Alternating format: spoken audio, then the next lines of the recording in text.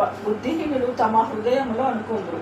వారు చెడిపోయిన వారు అసహ్య కార్యములు చేయుదురు. మేలు చేయు వాడొకడును లేడు.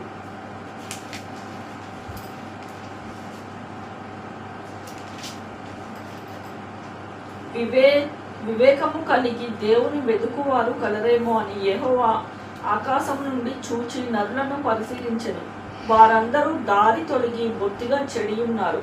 మేలు చేయు వారెవరూ లేరు, ఒక్కడైనను లేడు. యెహోవాకు ప్రార్థన చేయక ఆహారము మృంగునట్లు నా ప్రజలను మృంగుచు పాపము చేయువారు బహుగా భయపడుదురు.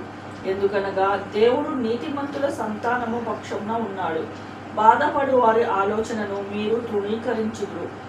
అయినను యెహోవా వారికి ఆశ్రయమై ఉన్నాడు. సియోనులో నుండి ఇశ్రాయేలునకు రక్షణ కలుగును గాక. యెహోవా చెరలోని తన ప్రజలను రప్పించినప్పుడు యాకోబు హర్షించును, ఇశ్రాయేలు సంతోషించును.